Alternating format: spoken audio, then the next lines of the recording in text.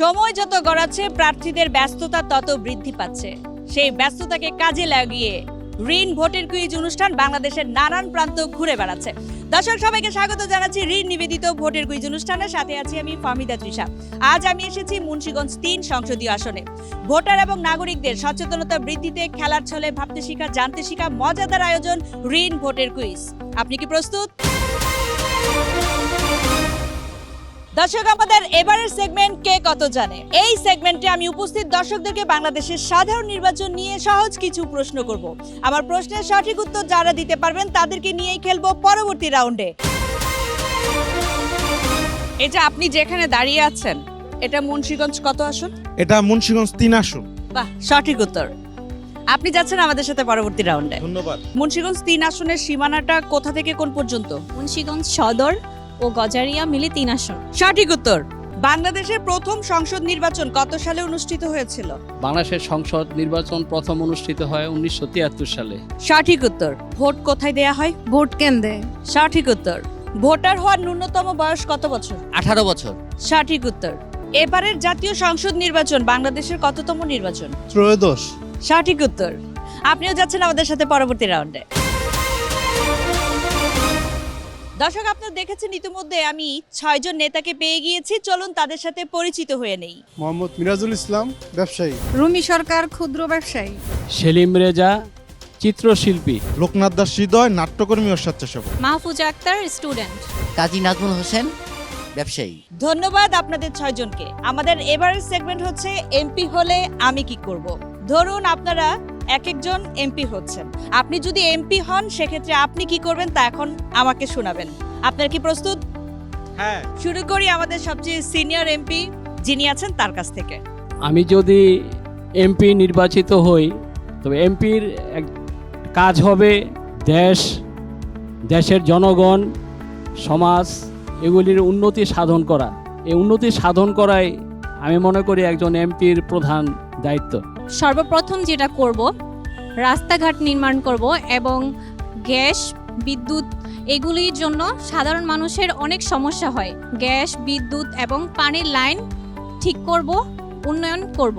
আমি জনপ্রতিনিধি যদি হই, সবার আগে রাস্তাঘাটে ফুটপাত দখলমুক্ত, চাঁদাবাজি দখলমুক্ত এগুলা করবো ইনশাল্লাহ। আমি যদি এমপি হতে পারি তাহলে সর্বপ্রথম কর্মমুখী শিক্ষাকে বাস্তবায়ন রূপ দেওয়ার চেষ্টা করব। দেশের যে বেকার যুবক ভাইয়েরা আছে তাদের কর্মসংস্থানের জন্য চেষ্টা করাই হচ্ছে আমার প্রথম কাজ। জনগণ যেহেতু যেভাবে চলাচল করতে পারে সুন্দরভাবে ওই ব্যবস্থা করব। নারীরা যেহেতু রাস্তাঘাটে বের হলে ভালো চলাচল করতে পারে, কোনো সন্ত্রাসের মোকাবেলা করতে না হয়, ওরকম সুযোগ সুবিধাগুলাই সবচেয়ে আগে সমাধান করব। মুন্সিগঞ্জে আমরা যে প্রাচীন যে আমাদের গণসদন একটি হল আছে, অনেক পুরাতন, সেখানে আমাদের মুন্সিগঞ্জের সংস্কৃতি অঙ্গনের হাতুড়ঘর, সেটা জরাচ্ছিন্ন অবস্থায় ওটা পড়ে আছে। আমি যদি এমপি নির্বাচিত হই তাহলে আমাদের সেই গণসদন হলটাকে আমি নির্মাণ করব এবং আমাদের শিল্পীরা যাতে ওইখানে সংস্কৃতি চর্চাটা করতে পারে, আমাদের মুন্সিগঞ্জ সংস্কৃতি অঙ্গনের এই গণসদনটা আমি আবার নতুন করে করব। ধন্যবাদ আপনাদের 6 জনকে। নতুন স্বপ্ন নিয়ে প্রতিবার এগিয়ে যাই এক নতুন আশা নিয়ে। ঝড় হোক বা রোদ, কিছুতেই থামি না। জীবনের প্রতি মোড়ে সাথে থাকে আমার নতুন উজ্জ্বলতা। আর কাপড়ের উজ্জ্বলতার জন্য তার জন্য আছে নতুন রিন, যার প্রোসিএস টেকনোলজি গভীর থেকে পরিষ্কার করে আর ধরে রাখে কাপড়ের নতুনের মতো উজ্জ্বলতা। নতুন রিন অ্যাডভান্স পাউডার, নতুনের মতো উজ্জ্বল। দর্শক, আমাদের এবারের সেগমেন্ট আমার সমস্যা। দর্শক, আপনারা দেখেছেন আমাদের 6 জন নেতা তো এখানে আছেনই, আর আজ আমি আছি মুন্সিগঞ্জ 3 আসনে। মুন্সিগঞ্জ 3 আসনে যারা ভোটার আছে তাদের কাছ থেকে শুনবো কি কি সমস্যার সম্মুখীন তারা প্রতিনিয়ত হচ্ছেন। ভোটারদের মধ্য থেকে সমস্যার কথা যিনি সবচেয়ে বেশি সুন্দরভাবে বলতে পারবেন তাকে আমরা বিজয়ী হিসেবে নির্বাচিত করব। আপু, একটু বলবেন যে এই যে এখানে আপনি ফুচকার দোকান চালাচ্ছেন বা এই এলাকায় আপনারা কি কি সমস্যার সম্মুখীন হচ্ছেন? আমাদের এই এলাকায় দেখা যাচ্ছে আমাদের নানান ধরনের সমস্যা হচ্ছে, যানজটের নিরসন হচ্ছে, তারপরে আমাদের এখানে অনেক রকমের সমস্যা হচ্ছে জনবহুল এলাকায় এখানে। তারপরে বিভিন্ন ধরনের মাদক আসক্ত লোকগুলো এখানে বিরক্ত করে। স্কুল কলেজের পোলাপান বিভিন্নভাবে চলাফেরা করে। এখানে দেখা যাচ্ছে যে স্কুল কলেজ খোলা টাইম অনেক সমস্যা আমাদের সৃষ্টি হচ্ছে এখানে। রাস্তাঘাট যদি ভালো মতো চলে তো গাড়ি ঘোড়া ঠিক মতো চলতে পারে, আমরা যাতায়াত ভালো, সেই জন্য কাটাখালি এদিকে রাস্তাটা অনেক ভাঙাচোরা, এদিকে মানুষ যাইতে চায় না, সেই জন্য এদিকে সরকার ওটা যদি দেখে তাহলে অনেক আমাদের জন্য একটু সুবিধা হয়। রাস্তাঘাট এগুলো তো অনেক সমস্যা, যোগিনী ঘাট, দক্ষিণ ইসলামপুর, এইসব রোড ঘাটগুলো একেবারেই খারাপ, চুরি ডাকাতি তো অবশ্যই আছে। এই রাস্তাঘাটে অনেক ভাঙ্গা, ঠিক আছে, রাস্তাঘাটে গাড়ি চালাতে অনেক সমস্যা হয়, ব্যারিং ভাঙে, অ্যাক্সেল এটা হুডা, মানে বিভিন্ন রকমের গাড়ির সমস্যা। এটা নিরাপত্তা আইন শৃঙ্খলা কিছুই নাই। আমাকে এন্তনেকের হে মাক্করি পর্যন্ত সমস্যা, কোনো গাড়ি চালান যায় না, গাড়ি আজকে ওইটা ভেঙে যায়, কালকে এইটা ভেঙে যায়, কোনো গাড়ি চালায় আমরা শান্তি পাইতেছি না। আর আমাকে স্ট্যান্ডও নাই, আমাকে লাইসেন্স নিয়ে আমাকে একটা স্ট্যান্ড করে দিব।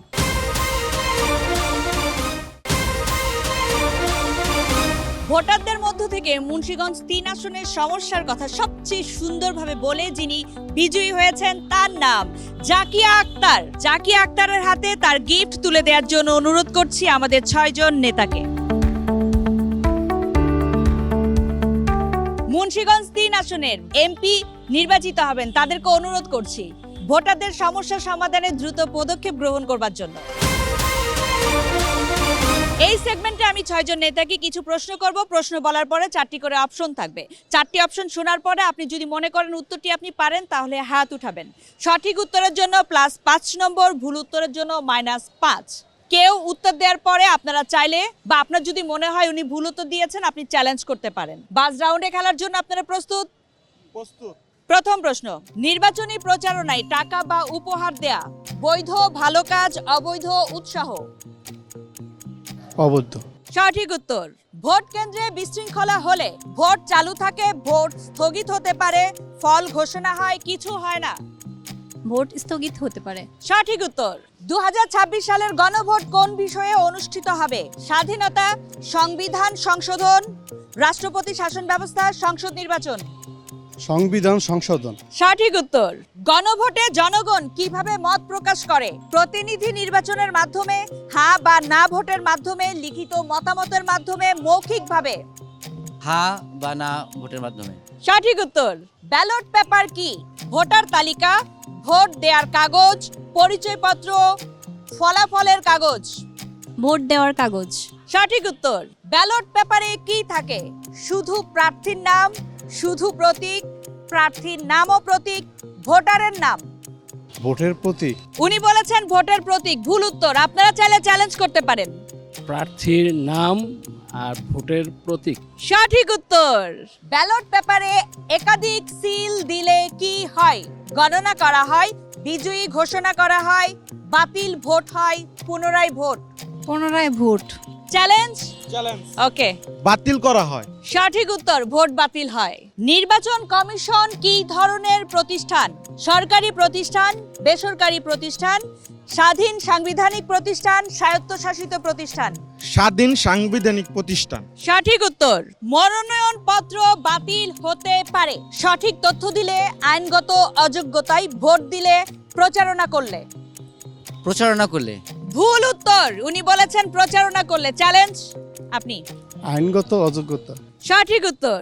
শেষ প্রশ্ন, সবাই মনোযোগ দিয়ে শুনবেন। নির্বাচন সংক্রান্ত বিরোধ নিষ্পত্তি হয় নির্বাচন কমিশনে, থানায়, আদালতে, সংসদে? নির্বাচন কমিশনে। ভুল উত্তর। কেউ চাইলে চ্যালেঞ্জ করতে পারেন। নির্বাচন চ্যালেঞ্জ। আদালতে। সঠিক উত্তর। আর এরই সাথে শেষ হলো আমাদের বাজ রাউন্ড। দর্শক, আমরা পেয়ে গিয়েছি আমাদের আজকের সেরা 3 জন বিজয়ীকে। চলুন তার আগে জেনে আসি RTV পর্দায় দর্শকদের জন্য আজকের পর্বের প্রশ্ন।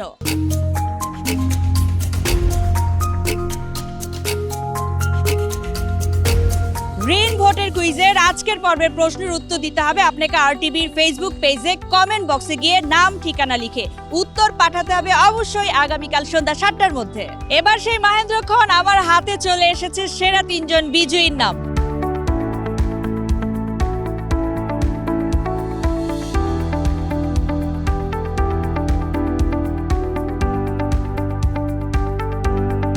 টিভি পর্দায় গতকালকে দর্শকদের জন্য প্রশ্ন ছিল, গতকালকের প্রশ্নের উত্তর। দর্শকদের মধ্য থেকে যারা সঠিক উত্তর পাঠিয়েছেন লটারির মাধ্যমে বিজয়ী হয়েছেন যিনি। ঋণ ভোটের কুইজে অংশগ্রহণ করার জন্য আপনার আসন থেকে আপনি কি প্রস্তুত? যদি আপনি প্রস্তুত থাকেন, আজকের মতো মুন্সিগঞ্জ 3 থেকে ঋণ ভোটের কুইজের অনুষ্ঠান থেকে বিদায় নিচ্ছি আমি ফাহমিদা তৃষা।